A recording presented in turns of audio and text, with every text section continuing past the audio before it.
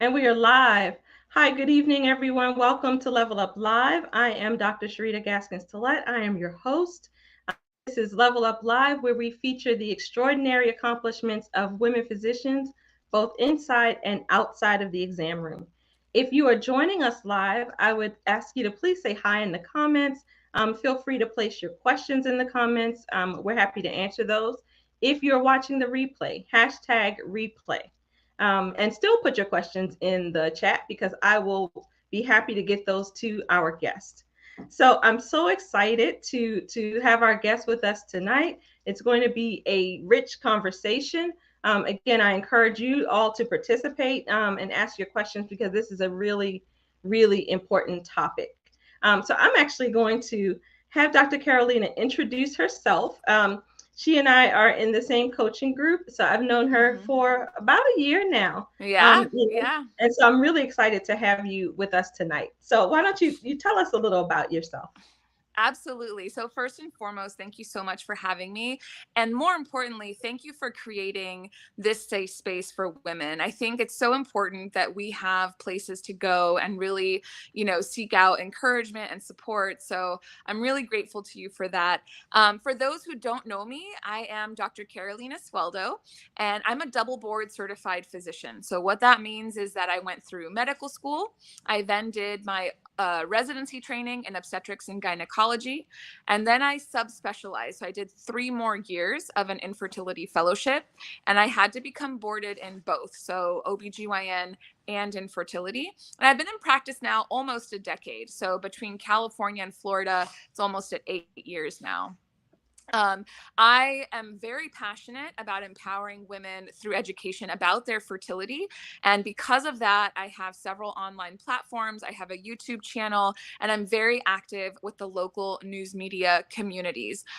So, both in Central California and now in South Florida, working with local media outlets to make sure that we're spreading appropriate information about fertility and reproductive awareness. As far as the question when I'm talking to medical students or residents or anyone who's in training is, why should I care?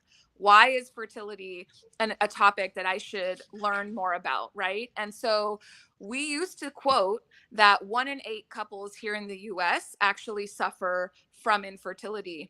And just this past April, the WHO, the World Health Organization, bumped that number up to 1 in 6 people worldwide. If you look at CDC data currently, so 2022, 2021 is probably the most current for them, you'll actually see that 1 in 5 women of reproductive age is impacted by difficulty in her family building journey, which to me is mind blowing, right? Like if you Yeah. think about a group of 5 or 6 girlfriends, probably one of you is either having trouble or has had trouble with her family building journey. And so, that is the reason why we should care and we should know about this topic. So hopefully that introduction was appropriate. That's a great introduction. So take us back a little bit. Yeah. How did you come to become an OBGYN and a reproductive endocrinologist? What got you set on this path? So, for context, both my parents are physicians. My Okay. mom is a adult psychiatrist, and my father is a fertility specialist. And when I was going through my training, my mom was very much about, find your passion. This is what you're going to be doing for the rest of your life. You want to love it. And my dad was like, well, if you like infertility, that would be even better. And so it was almost one of those, I'm not going to do it because I don't want to be, the daughter of, Right. I don't want to live Right. in that Sure. shadow. But I was very, very passionate about reproductive rights, female empowerment. I became sort of the doctor amongst my girlfriends, even though I was in medical school, and they would ask me questions. And what I realized is that even amongst the most educated of women, there's really this like basic lack of understanding about our bodies. And it really drove me towards women's health because I wanted to be that person that could empower women through knowledge about their bodies. So my plan was, okay, I'll do OBGYN, but I won't do infertility, right? So I'm Right. going to Right. carve out my path as a women's health specialist, and sort of that, education piece was really, really important to me. And then once I got into residency, and I was fortunate enough to be exposed to the IVF lab and all the incredible things that embryologists do. I mean, it really is miracle work that they Yeah. do. That really, I fell in love with it. I mean, it was just, it was cutting edge. It was revolutionary. The things that we were doing were changing, we were changing practice year over year. I mean, it was just, the nerd in me, the medical scientist in me was just absolutely blown away by the field. And so at the end of the day, I was like, I can't not do this because, of who my dad is. And it actually ended Yeah. up working out beautifully because I went to fellowship. I actually took a position in South Florida for a couple of years, and then I was with him for many years in California. But when I joined him in California, I was already sort of bootstraps on the ground. I already had Yeah. my what do you call it, a few years under my belt. And so Sure. we now were very much equals, and it was really lovely to just be able to exchange, let's bounce patients off of each other. What do you think we should do about this case or that case? So that it was a really, really nice way for us to kind of, evolve our father-daughter relationship even further. Yeah, and I would think also that it's really a unique relationship because reproductive endocrinology is a relatively new field. So your dad Yeah. must have been one of the first I call him one of the in the originals. field. I'm sorry, you say what? I said I call him one of the originals. Yes, exactly. And Yeah. so, just to see how much the field has changed Oh yeah. over his career must really be interesting for both of you. For sure, for sure. It's so crazy to hear the stories from, when things were first starting out. I mean, he was in it when IVF was born in the mid 80s. And so it's really cool to hear all those stories. Yeah. So now you started off talking about medical students and residents and why they should care. Why do you think the numbers are what they are amongst and you and I are physicians. Some of our viewers are not, but many are professional women in general. Why do you not think the numbers are what they are amongst professional women? Yeah, so I think that there is a combination of factors. I think, well, not I think, but data shows that post industrial revolution, humans in general as a species are being exposed to more environmental toxins Hmm. than at any other point in our history. And so, and we know because there's research to support that environmental toxins affect fertility. So that's one sort of baseline factor. The second is we know that women are also postponing pregnancy much later than at any other point in history. So, even looking back to the 1950s, which was not that long ago, the average age was somewhere in the early to mid 20s for first pregnancy. Now it's not unusual for the first pregnancy to be 35 and over. So that delay, and there's many reasons, right? Finding the right partner, Sure. career development, wanting to, or maybe you do have a partner but you want to be financially settled or stable. There's any number of factors that go into it, right? So I think it's a combination of factors. And then number three, and our fellow colleague Dr. Rashmi Shram quotes this so beautifully, is that at no other point in our history have we been more stressed as humans. And Yes. it's not the acute, life or death stress that we would see back during the Stone Age or whatnot, but it's sort of this baseline elevated cortisol levels due to life's daily stressors. And we know that over time we begin to see impact to all different parts of the body, and fertility is essentially an extension of that. And one of the things I always say is reproductive health is an extension of general health.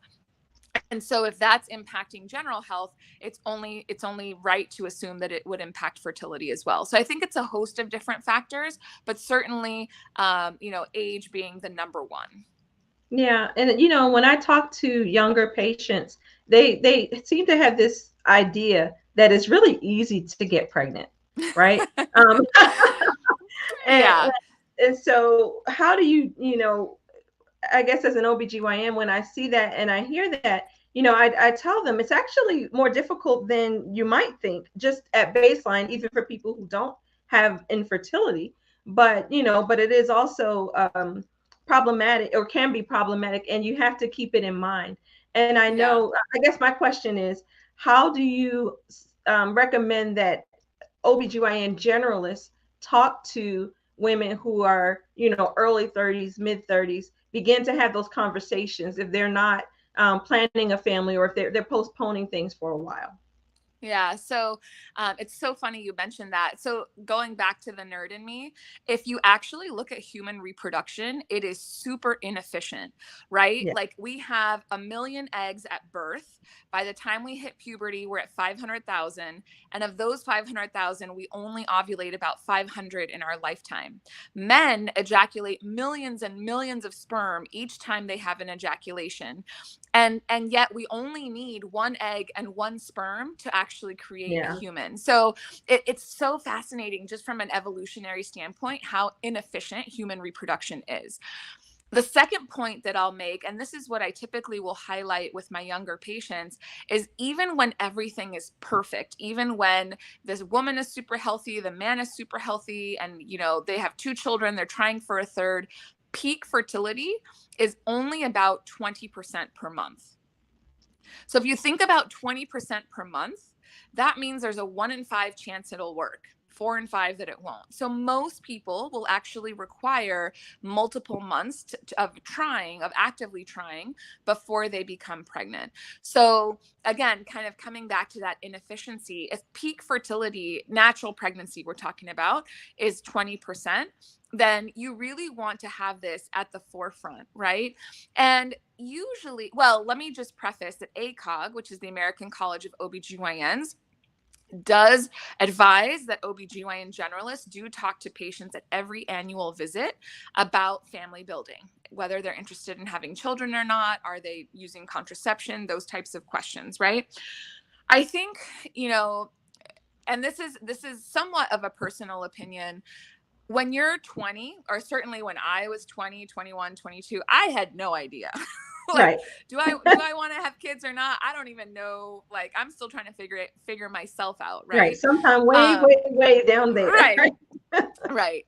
I think as a woman in today's, world, as we approach kind of that 30th birthday, most women will at least have an idea. A, do I want children? Yes or no? And then number two, they're typically more in a position to take action about it. And so if we know that theoretically the magic number for women in terms of age is 35. So if you're somewhere between 30 and 35, that is a great time to be talking to your patients about, hey, okay, do you want children? Yes or no? Have you thought about this? What is your game plan? That's kind of the sweet spot for me. Now, that's not to say that there are exceptions to the rule, right? So, of course, if a patient has irregular cycles or doesn't ovulate normally, that's somebody who's going to definitely want to seek out help, as soon as they're ready to get pregnant. Number two, if they have extremely painful periods, or if they're being treated for a disease called endometriosis, we definitely want to make sure they're seeking care sooner. Or if there's some sort of known risk factor, right? So think about things like, open surgery as a child on the belly. So there's a risk of scar tissue. Or in a man, maybe they had some sort of undescended testicle or hernia of the inguinal region. So they had to have surgery as a child. So all those types of risk factors would definitely be important markers to seek out help sooner rather than later. But certainly that 30 to 35, that to me is the sweet spot of really being engaging and sort of, okay, if you're not thinking about kids but you want them, like, what is your game plan, right? And to Yeah. start to consider what the options are. So how would you recommend people optimize their chances of conception, or just you mentioned that fertility health is general health is Mm-hmm. fertility health. So, or an extension. How do you recommend they optimize their health in preparation Yeah. for pregnancy?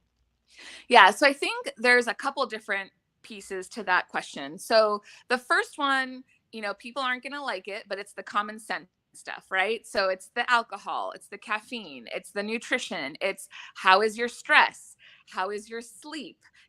We have a colleague who says that sleep is the forgotten pillar of health. Yeah.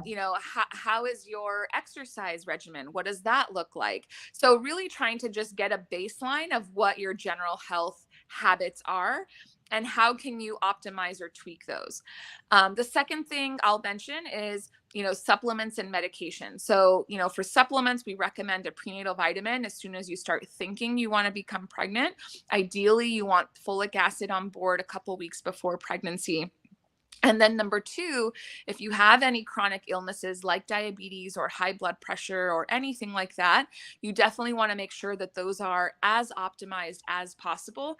And if you're on medications for any of those diseases, that those medications, you make sure that they're safe to take in pregnancy. So these are all measures that can be done well before you see an OBGYN or well before you see a fertility specialist. And then the third point I'll make is to really optimize intercourse. So I have a lot of patients who say, well, we have sex every other day, or we were told to have sex every day for a week around ovulation or whatnot. And when you're on the TTC journey, so TTC is trying to conceive, Yeah. sex becomes very medicalized. It becomes very mechanical. It really becomes a chore. And even, we see with quite a bit of frequency for men in heterosexual couples that performance sometimes can be impaired because of the stress and pressure applied during the trying to conceive journey. And so it's really important to understand when is the best time to have sex and when can sex be used for intimacy and connection. So if you are having regular cycles, and if your cycles are predictable, so every 28 or every 30 days so remember, cycle day 1 is your first day of full flow. So from cycle day 1 to your next cycle day 1, that's what your cycle length is. So for most women, it's going to be somewhere in the 28-day range. That's going to vary for everybody. The important thing is that over time, over a 3 to 6 month period, you note that your cycles are regular and predictable. So if for you it's every 32 days, then fine. If for you it's every 26 days, then fine. Those are both considered normal, but you want to make sure that they're regular and predictable every month. The second piece to that is to use what's called an ovulation predictor kit. Now, some people will talk to you about cervical mucus, basal body temperature. Those can be used as well, but are more variable, and they're a lot more labor intensive and tedious. So for a lot of patients, it just adds more stress. So for me, the ovulation predictor kit is typically what I will recommend. Now, those can be bought at any pharmacy or big box store. They're in the feminine hygiene aisle, along with the tampons and pads, typically in the area of the pregnancy tests, but you're looking for ovulation tests. You're not looking for pregnancy. And they're urine tests. So you pee on a stick, it tells you yes or no for ovulation. Typically, most patients will start testing around cycle day 10 to 12. Remember, cycle day 1 is that first day of full flow. So you'll typically get a couple days of negatives, and then you should get a positive. Once you get a positive, stop testing. Don't torture yourself because it just adds stress. So once you get that positive, you're going to have intercourse the day of your positive and the day after. That's it. Twice, 2 times in the whole month is for baby making sex. Okay. So day of OPK positive and day after, that is your baby making sex. The rest of the month, intercourse or any sort of sexual intimacy should be used for emotional connection between the partners. Great, great. So now what if you're doing this ovulation predictor kit and it doesn't tell you that you've ovulated? Is that a reason that you should go and see your doctor? So yes and no. So about 20% of women, the OPKs, the ovulation predictor kits, won't work for them. Now, I typically recommend if it's not working, don't keep trying because you're just going to stress yourself out. So go see your doctor and talk about a different way that you can monitor ovulation, whether that is with ultrasound, whether that is with the addition of medication, but you basically are trying to minimize your stress levels. And if the OPK is giving you trouble, you don't understand how to read it, it's not working, it maybe gives you a positive, a negative, etc., just put it aside and go see your physician. So I'm going to switch gears and talk a little bit about some special populations of women. Because again, we talked about professional women and delaying, childbearing, but also sometimes delaying relationships. And so a lot of the time, women maybe don't have a partner. They might be, over 35, they might be ready to start a family, but they don't have a partner. What are their options? Yeah. So anytime that that a single woman is coming into my office, we're going to be talking about all of the options, right? So one option would be to do nothing and just keep waiting. One option would be fertility preservation, so freezing your eggs for future use. The third option would be getting pregnant now. Now, for women who are under 35, because we know that egg quality is still optimal, egg freezing becomes a very reasonable option. And so, egg freezing, I've done it. It's something I'm very passionate about. It's an option that was not available as recently as a decade ago. So, it is something that now gives women a backup plan. It's not a guarantee. So there's pros and cons to egg freezing. I'm not saying go and freeze your eggs, but it is the best thing that we have to offer with today's science. So now, Now for women, what's the sorry, go cost ahead. in general? Now, I just want to, just before we go too far, what's the Yeah. cost of egg freezing? Okay, so for most patients, egg freezing will not be covered. So if it's not covered by your insurance, then you're looking at roughly somewhere in the $10,000 mark. It's going to vary by region, it's going to vary by clinic, but ballpark you should plan for about 10,000. And I actually was on a podcast with a financial advisor and we were talking about it and I said, if women knew this and they knew that it wasn't a covered benefit, then in the same way that you plan for a house down payment, in the Yeah. same way that you plan for a vacation, this is something that if you start at 25, putting away $100 a month or something like that could easily be accessible down the line. Now, in a perfect world, it would be a covered benefit because that's really where we should be Right. moving towards. But in the meantime, I think, this is a great financial planning strategy for those who potentially may need it in the future. And then if you don't need it, then you can use it towards something else, right? Treat yourself to something else. Yeah. Yeah. And then how effective is egg freezing? Perfect. So that takes me back to our original question. So when we're talking about women who are under 35, we typically see that depending on the number of eggs frozen, we can see up to 60, 70, 80% chance of a live birth. So again, there's a direct correlation between the number of eggs we're able to freeze. And then if we come back to use those eggs in the future, what is the likelihood of getting pregnant, right? But typically, as long as you have about 8 eggs, 8 to 10, we tend to see about a 50% chance of a live birth. Now, the more eggs you freeze, the higher that number goes. Sure. The reason I say it's not a guarantee is because there's always the possibility that at the time of unfreezing, none of the eggs survive. That is not typical. I have not seen that happen. General survivability rates are about 85% for eggs, 80 to 85%. But it can happen. And so you never want to just bank on, oh, I have these eggs, and so I don't need to worry about it for the next 10 years. You always want to have that on the forefront and keep those eggs as a backup plan. Now, for women who are over 35, the conversation changes. For me, if they're coming to my office, I'm always going to talk to that patient. Are you ready to get pregnant now? Whether it's with a partner sperm or with donor sperm. If the answer is yes, then really getting pregnant now should be that first line treatment option. If they say to me, look, Dr. Sueldo, because of reasons XYZ, I'm just not ready for pregnancy at this time, then egg freezing becomes a second line option. We absolutely still recommend it because it's still better than doing nothing and continuing to wait, because with each passing year, the quality of the eggs will continue to decline, but it's not as effective as it is for women who are under 35. And that goes back to the quality of the eggs. So when we go to use those eggs, and I'm just picking a number here, I'm 38, so we'll just use 38. When we go to use 38, sorry, I'm 39. So it doesn't matter at this point, right? When we use 39-year-old eggs, those same 8 eggs only give us about a 20% chance of pregnancy. So the numbers drop drastically in terms of the likelihood of pregnancy in the future. And so really for those women, getting pregnant now, is always something I'm going to be talking to them about.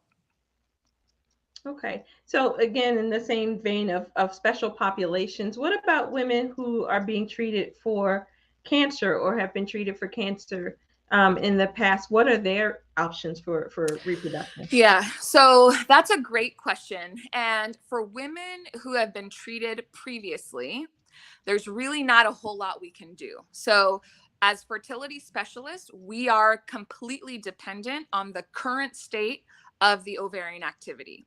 So if the patient had cancer, the most common scenario is a childhood cancer requiring chemo or radiation, which completely destroyed or depleted the ovarian supply. For that patient, at least at this time, there's not really a way for us to generate new eggs. So they can still become a parent, but usually it involves using somebody else's egg. And that's what we call egg donation or embryo donation, where egg and sperm are coming from somebody else. So they can still carry, they can still experience pregnancy, they can still experience delivery, but it would not be their own genetic child. Now, for women who have a new diagnosis of cancer and who will be undergoing chemotherapy and or radiation, absolutely fertility preservation needs to be part of the conversation. And for the American Oncologic Society, so that's all the cancer specialists, back in, I want to say it was 2012, they actually put out a guideline that all oncologists should refer to a fertility specialist prior to the initiation of any sort of treatment that could impair future fertility. And then we have sort of a set of criteria that we're looking at, right? So number one, what type of cancer is it? Is it in the ovary? Is it in the uterus? Is it, et cetera? Number two is how aggressive is it? So how quickly does treatment need to be initiated? And then number three is, okay, what is the egg supply, right? So we have patients who come in and they're newly diagnosed, let's just say breast cancer, which is probably the most common one we see, but their egg supply is quite low. Maybe they're older, 41, 42. And so then we really want to have a hard conversation. We still want to give them the option to move forward with freezing eggs or freezing embryos, but understanding what the likely outcome of that is going to be. So, it really is a must-have conversation for any woman of reproductive age who's going to be undergoing either surgery or chemo or radiation that could impair future fertility. Because a lot of times, if we're able to freeze those eggs ahead of time, then they can undergo their treatment. And once they've been deemed to be in remission and cleared for pregnancy, they can actually use those eggs in the future. Again, this is a treatment that really has only been around in the last decade or so, but really revolutionized what we were able to offer to these patients with cancer. The other sort of added factor that I'll add here is that we also want to know whether the cancer has some sort of genetic component. So patients may be, or the audience may know about BRCA1, BRCA2. It's probably something they've heard from Angelina Jolie and others. Yes. And so if their cancer has some sort of genetic component to it, then we want to see, okay, what is the likelihood of transmitting that? Do we need to test the eggs or test the embryos to make sure they're not passing that off to their offspring? So there's multiple layers to the conversation. I think the best one-liner takeaway is that, any woman of reproductive age who is going to be undergoing any sort of treatment that will impair future fertility should be having a conversation with a fertility specialist about what their options might be. Okay. So now, in your professional opinion, and you may or may not have the answer to this, what is the future of reproductive endocrinology? Where is it going? So there's a couple really exciting things. So one, I think a lot of us are talking about these days is AI or artificial intelligence. And that is sort of revolutionizing the internet, the business world with Chat GPT and all those sorts of things. But it's also revolutionizing the fertility world. We now have artificial intelligence. There's a company called Tomorrow that is using an AI program to monitor the stored, so frozen gametes, so frozen eggs, frozen sperm, frozen embryos. There are quite a few companies that are trying to use AI to develop the lab techniques. And so basically trying to automate the process and sort of take out the human error piece. So that is super exciting. I think, like with AI and in other industries, we want to make sure that the science is not moving faster than our knowledge. And we want to make sure we're implementing it thoughtfully and safely and consciously. But that's definitely one exciting front. Another exciting front is the genetic testing. So even today, so with today's science, we actually have to biopsy the embryo, which means we take a piece of tissue of the embryo to do genetic testing. And we know we have to assume that there's some, I don't want to say damage, I think that's the wrong word, but there's going to be some implication to that embryo with that manipulation. So there's being a lot of work being done in using the culture media that the embryo is grown in to try and extract DNA from that culture media. So basically non-invasive genetic testing is sort of the next wave that we're really trying to hone in on. It's not ready for prime time yet. And then I think the third thing that's really exciting and could potentially revolutionize our industry is what we call ovarian rejuvenation. So up until, just a few years ago, we believed that men in the testicle had cells to produce new sperm every 3 months. Well, not we believed, we know, it's documented. Sure. But we believed that women did not. We believed that we were born with all the eggs we were going to have, and we lose those eggs as we get older, and there's not a way for us to produce new eggs. Now, what we are starting to find through bench research in the lab is that actually the ovarian tissue does contain those primary cells, those primordial cells, and we need to find a way to sort of wake them up, if you will. So there's a lot of work being done on that front. And if we're able to move that forward, and if that does become a thing, that would be revolutionary for women who are older, and could really change the face of treatment options that we're able to offer older women, compared to what we do at this time. Wow, that is really, really Yeah, cutting yeah. edge, really exciting and interesting, and could change both of our fields, really. Yes, Change absolutely. and also give us a much older population Yep. to work with in the OBGYN world, which has its own Yeah, its own, its own set set of of implications, implications, for right? sure. For You know, sure. but again, a good option, especially for women like with premature ovarian failure or Exactly. other things like that. Well, this has been a really interesting conversation. I've enjoyed it. I've learned a lot actually, Oh, and good. I appreciate you coming on and sharing with us. One of our apparently we have a mutual colleague who commented, Dr. Shvetha Zarek Yes, she's beautiful. Hi, Svetha. is. She's an Yeah, awesome she and I did physician. we did residency together Oh, I at love it. UW. Yeah, so if you guys are in the St. Louis area, you got to go see her. She's amazing. Yes, she is. So speaking of amazing and being able to come and see you, you are now in South Florida. Tell us about Correct. that and how are you working and how can people get in touch with you? Absolutely. So, as I mentioned at the very beginning, so I have online platforms. I'm on Instagram, Facebook, YouTube. They're all my name. It's easy, Dr. Carolina Sueldo. I also have a website. That's the best way to reach me right now, is my website. That you can send a message. I'll get it. I'll reply back to you. Again, all in my name, Dr. Carolina Sueldo. I am planning to open doors of my practice here in Fort Lauderdale right after the Labor Day weekend. So early September. Be on the lookout. You can sign up for my weekly newsletter. That's where you'll get all the latest updates on all the events that I'm doing. I also have several free webinars and things that, in-person speaking events in the South Florida area that I'll be doing over the summer. So be sure to look out for those as well. Okay, so you've heard it now. If you're in the South Florida area, Fort Lauderdale specifically, check out Dr. Carolina. So again, thank you so much for joining us tonight. I guess that I usually end on a variation of the same question. I'm getting a little bit stumped on what to ask you though, because I feel like in a way you've already answered it. But Okay. okay, if I let me see how I can phrase it. If I am a professional woman, what can I do to, yeah, no, you've already answered that though. Usually I ask like what do you, if I wanted to up level my um fertility journey or whatever, but you kind of answered that in terms of what we can do, I mean, I would say knowledge is optimizing your health. But is power. there anything else that you would I add to that? I actually do want to add one thing, and it relates to my own personal journey with egg freezing. So, I am a fertility specialist. I counsel people every day with this for a living, and it's something I'm passionate about. And even still, once I made the decision to freeze my eggs, it still took me almost a year to actually do it.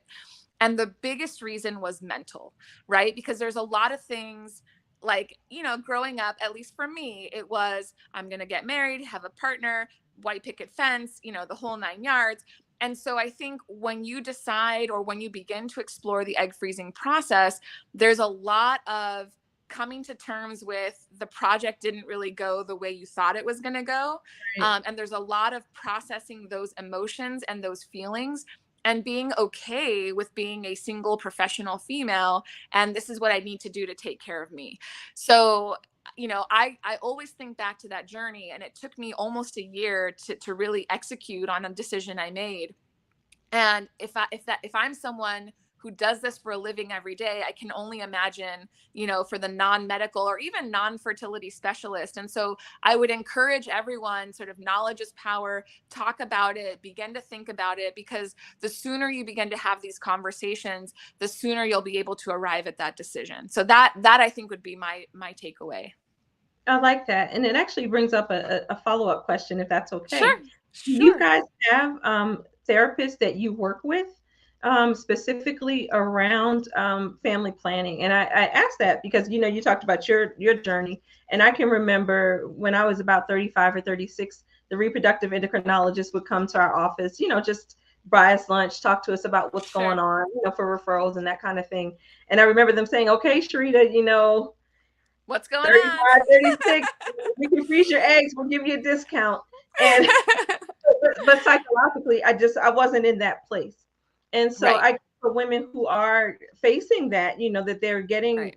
late 30s, early 40s even, and they don't have a partner and they don't know what to do. Do you have specialized therapists that you refer to? Because that is a lot of So that's a mental. really great question, and unfortunately not a great answer. So we do not have enough mental health specialists who are trained in sort of the fertility piece of all of this. And ASRM actually has some pretty well laid out guidelines and some trainings, et cetera. There's just not enough of them. So most people will have someone they refer to, and there may be varying degrees of education or information. But I would definitely encourage people to seek out, excuse me, not people. I would definitely encourage women who are interested in thinking about and discussing and processing these feelings and these emotions. You either want to work with a therapist who's specialized in that, or I'll venture to say a fertility coach. But a fertility coach, I'm going to use that term very, very carefully, because as you guys know, coaching is not a regulated industry. Anybody can sort of give themselves the title of coach. So you really want to be careful and make sure you're vetting if you are going to be working with a fertility coach. Okay, and then we actually do have a question in the chat. I don't know if you can see that, but it says, "How do you bring up with family planning? How do you bring up family planning with siblings and friends?" Terms to So use. yeah, I think that my only question there is that when you want to talk to someone about their family planning, or when you want to talk about your own family planning. So I'll kind of address both, I guess. And I think it really comes down to how comfortable you are to having those conversations with those people, right? So if this is somebody that you normally talk about the weather with, then it's probably not somebody you're going to be having a fertility conversation with. However, if this is someone you're close to, then you absolutely can bring this up. And it can start really simply, right? Like, have you thought, and this is a conversation I've had with both of my brothers who are non-medical. It's like, well, you're over 30 now. Have you thought about, do you want a family? Like, is that something that you're interested in? And then that is kind of the door opener to other, because the answer could very well be no. My best friend from med school, she never wanted children. She's now over 40, still doesn't want children. It was just something that was never on the docket for her. And that's okay. And that closes the chapter. But I think asking those open-ended questions, have you thought about that? What does that look like to you? For me, when I'm talking to girlfriends, especially if they're getting to that 35 sort of ish range, it's, well, what if Mr. Right doesn't come? What does that look like? Some women haven't really ever thought about that, or is egg freezing an option for you? And these are all it's coming from a place of non-judgment, it's coming from a place of love, and it's coming from a place of just wanting to spark that conversation. So hopefully that answers the user's question. Definitely happy to chat more if they want to follow up with that after. Yeah, and then that also brings up to just for me that there are some other populations that we really didn't touch on. We kind of grazed upon women that don't have partners. We didn't talk about same-sex Mm-hmm. relationships. We Mm-hmm. also didn't talk about women who, for whatever reason, have lost their uterus and the ability to carry their own child, because you Mm-hmm. guys do have options for them as well. So, Absolutely. And I think for all of those populations, a lot of the questions are going to be the same, right? Because if you're going to become involved with a partner, does that partner want children? That's a fair game question, regardless of the yeah, gender, right? And so for a same-sex couple, what does that look like for us? Are we only open to using a family member or a friend, or are we open to using donor X, donor sperm or donor egg or donor embryo or whatnot? For those who don't have a uterus, at some point it's going to come up. Are we open to gestational surrogacy or not? Most people have never had to think about these things, right? yeah, So in our construct, when we are growing up or being raised, most of us have never had to think about what we're taught or we're trained to prevent pregnancy, right? We're yes. taught and trained to be responsible, to use contraception, to avoid pregnancy, et cetera, et cetera. We've never really had to think about the other extreme of it or the opposite end. And so if you are in a committed relationship with someone, hopefully you have enough of a trust level to have those types of conversations.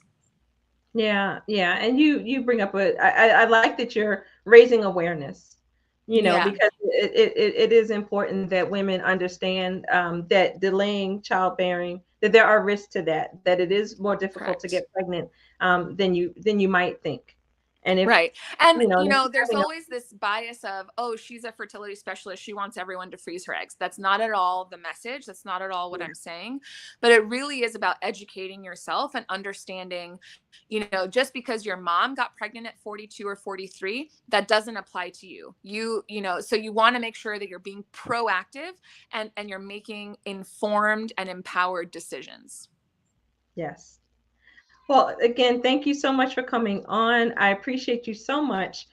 If you guys have additional questions, please, submit them. I will get them to Dr. Carolina. But I appreciate your time. I appreciate you sharing with us, and again, heightening awareness to this very important issue for women. So Thank thank you you so much very, for very having much. me, Sharita. Thank you. Have a good night. And thank you guys for watching. And I will see you next week. Take care. Have a great night.